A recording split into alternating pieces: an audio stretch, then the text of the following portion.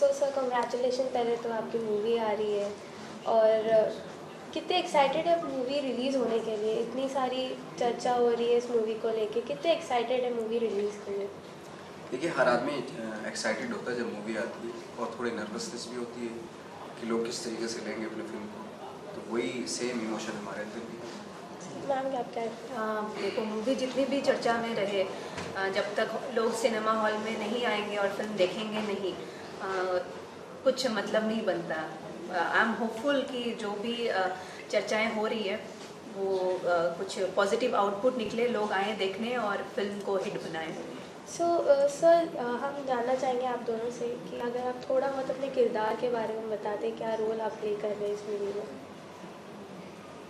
मैं इस फिल्म में एक फ़ीमेल मोची का किरदार निभा रही हूँ। उसका नाम फुलवा है। वो जूते में टाका लगाती है। टाका लगाने के 5 और कोई उसे ताड़े तो उसके 20 रुपये चार्ज करती है, क्योंकि वो बहुत शातिर है, एक बिजनेस माइंड की लड़की है। कहीं भी पैसा कमाने का मौका मिले तो नहीं छोड़ती, और उसे बाबू से बेहद प्यार है।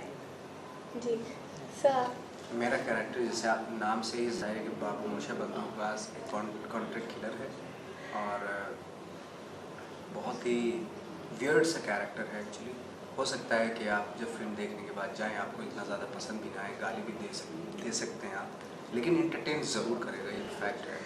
और ऑफकोर्स जैसे विदिता ने बताया कि जैसे फुलवा का जो इनका कैरेक्टर है वो बाबू को बहुत प्यार करती है, और बाबू भी इनको बहुत पैशनेटली प्यार करता है।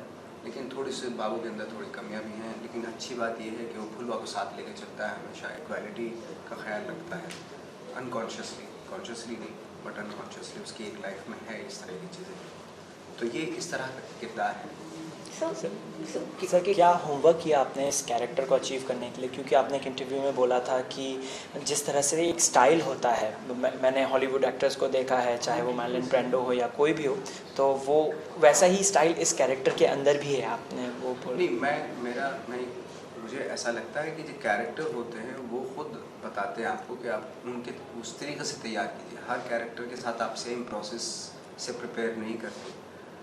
लाइक बहुत सारे एग्जांपल हैं, जैसे for example like Raman Raghav किया था तो मैं उसके लिए अलूफ हो गया था, बिल्कुल अलोन एक जगह पे चला गया था, क्योंकि वो उसकी साइकी ऐसी थी वो उस कैरेक्टर की। ये कैरेक्टर है ये कि एक बहुत ही लाइक कनेक्ट करने वाला एक कैरेक्टर है जो आम लोगों से बहुत कनेक्ट करता है, लेकिन उसका प्रोफेशन बिल्कुल अलग है। तो इस तरह के कैरेक्टर हम लोगों ने अपनी लाइफ में भी, इससे मिलते जुलते लोग इस अपनी लाइफ में भी देखे हैं मैंने। तो इतना ज़्यादा मतलब उसकी प्रिपरेशन के लिए इतना ज़्यादा नहीं था, बस ज़्यादा ये था कि स्पॉन्टेनियसली ऑन द सेट क्या कुछ एड ऑन किया जा सकता है, फ्लेवर क्या फ्लेवर लोकल फ्लेवर आ सकता है उसमें, वो उस पर ज़्यादा फोकस किया था। मुझे एक्चुअली इस फिल्म में प्रिपरेशन करने का मौका ही नहीं मिला। मैं रातों रात किसी को रिप्लेस कर रही थी, चित्रांगदा सिंह को रिप्लेस कर रही थी। तो मैं बहुत टेंस थी, क्योंकि एक तो फिल्म बहुत हटके है, मेरा कैरेक्टर बहुत बोल्ड है, और ऊपर से मैं बंगाली हूँ, ये कैरेक्टर यूपी की है, यूपी वाली डायलेक्ट बोलती है, सिंग साउंड फिल्म है, डबिंग नहीं होगी, बाद में करेक्शन का कोई स्कोप ही नहीं है, मैं कैसे करूँ? तो सबसे पहले जो मेरे दिमाग में आया, मैंने फिल्म के राइटर को कांटेक्ट किया।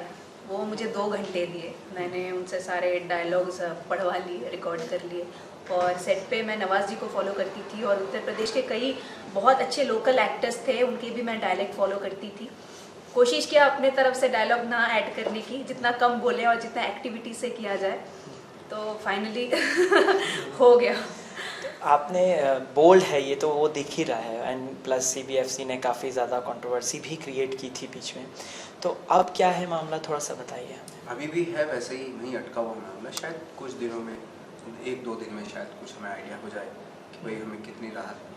नहीं सर, मतलब क्या जायज़ है वो, या जायज़ है या नहीं इस कंटेंट को? जायज़ तो नहीं है, बिल्कुल भी नहीं। कहाँ से जायज़ है? जब ए सर्टिफिकेट दे दिया आपने, उसके बाद 48 कट और कहीं से भी जायज़ नहीं होते, तो डेफिनेटली वो लगे हुए हैं, हमारे डायरेक्टर प्रोड्यूसर्स लगे हुए हैं। सो आजकल काफ़ी मूवीज़ को ये CBSE का सेंसर बोर्ड को फेस करना पड़ता है।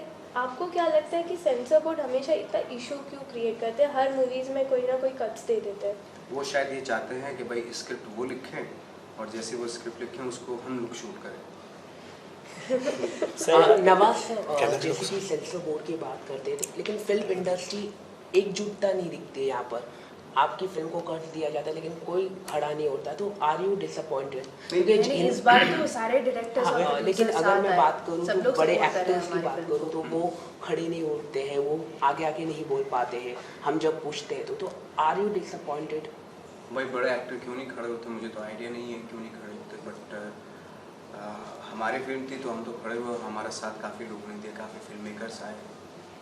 फिल्म मेकर्स आए, प्रोड्यूसर्स आए, एक्टर्स आए, सब लोग आए, सपोर्ट किए। हमने पिछले हफ्ते एक प्रेस कॉन्फ्रेंस भी किया था, वहाँ सब ने अपना जो ओपिनियन है वो रखा। तो बहुत अच्छी बात हो रही है, एकजुट होके सब मुकाबला कर रहे हैं। सो आपका नवाज सर के साथ काम करके कैसा एक्सपीरियंस रहा और क्या क्या आपने सीखा है सर से? इतने उनके मशहूर साथ काम सर। करके मुझे बहुत ही अच्छा लगा। इनसे देखिए, एक्टिंग तो हम लोग, मैं हर एक्टर से मिलती हूँ तो कुछ ना कुछ एक्टिंग सीखती हूँ, पर इनसे एक्टिंग से ज़्यादा मैंने जो सीखा है वो है कि पेशेंस।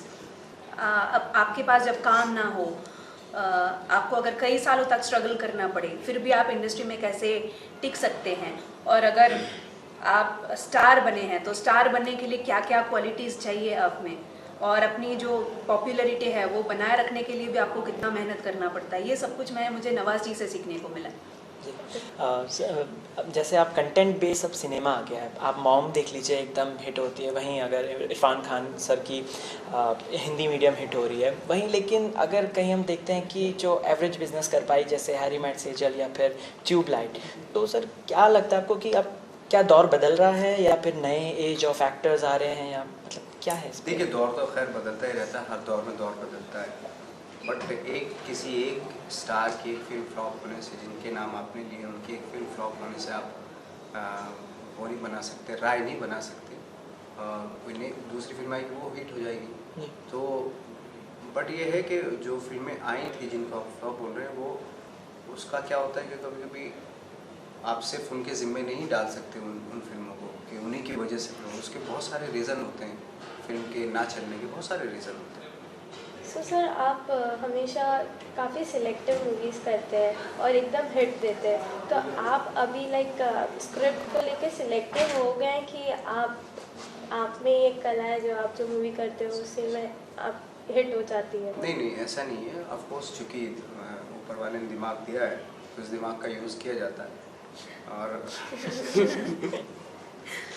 अपनी सोच समझ रख के कि पिक्चर कौन सी आपके लिए सही रहेगी वो सिलेक्ट किया जाता है। सो मुन्ना माइकल में सर आप डांस कर रहे हैं, हमने सुना इसमें आप रैप भी कर रहे हैं बाबू मोशाय। नहीं अभी रैप नहीं हुआ, तो आई थिंक देखते हैं अभी, तो उसकी तो बात ही चलेगी।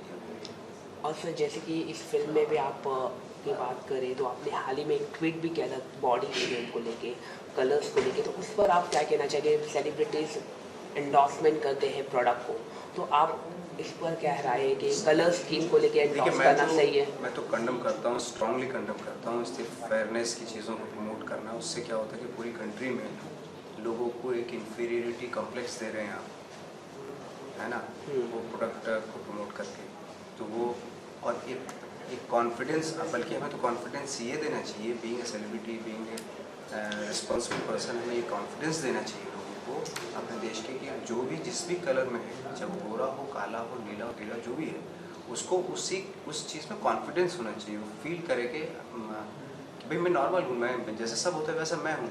लेकिन इस तरह की चीज़ें प्रमोट करके आप किसी को बहुत ही महसूस करा रहे हैं कि भाई वो is not a good looking बंदा, है ना। आप क्या सोचते हैं? आप लास्ट क्वेश्चन। हाँ, आप क्या सोचते हैं इस मुद्दे पे? देखिए, हमारे सोसाइटी में हमेशा कलर लेके डिस्क्रिमिनेट किया जाता है। मैं भी अपने करियर के शुरुआत में फेयर एंड लवली की मॉडल रह चुकी हूँ, मैंने फेयरनेस को इंडोर्स किया है, पर बाद में मुझे पता चला जब लोगों ने कहा मुझे इस टॉपिक पे मेरा ध्यान आकर्षित किया, तो मुझे पता चला कि मैंने बहुत गलत किया है, ऐसा नहीं करना चाहिए। और मैंने उसके बाद हमेशा कोशिश की है कि मैं इस स्किन कलर को, मैं वाइट स्किन को मैं प्रमोट ना करूं। मैंने अपनी फिल्मों में, कई फिल्मों में कॉन्शियसली मैंने अपने स्किन टोन को डार्क किए। बाबू मोशाय में भी मैंने अपने स्किन टोन को डार्क किए हैं। स्किन टोन से कुछ फ़र्क नहीं पड़ता, एक एक्टर का एक ही स्किन टोन होना चाहिए, वो से हर कैरेक्टर के रंग में ढलना चाहिए। कैरेक्टर का रंग जो है वही उसका स्किन टोन होना चाहिए। ओके सर, Thank एक you. आखिरी सवाल है सर, 15 अगस्त आ रहा है, इंडिपेंडेंस डे आ रहा है, तो आप कुछ कहना चाहिए और ऐसी कौन सी चीज़ है आप पर्सनली कुछ फ्रीडम पाना चाहते हैं आप? मैं तो यही कहना चाहता हूँ कि सभी देशवासियों को 15 अगस्त की बहुत बहुत शुभकामनाएं। मिलके अपने देश को स्ट्रॉन्ग बनाएं। मैम 15 अगस्त आ रही है। हमने ये जो स्वाधीनता है बहुत संघर्ष के साथ हासिल किया है। हमें ये हमेशा बचाए रखना चाहिए और हमें हमेशा अपने हक के लिए लड़ना चाहिए। बस यही। Thank you. Thank you so much.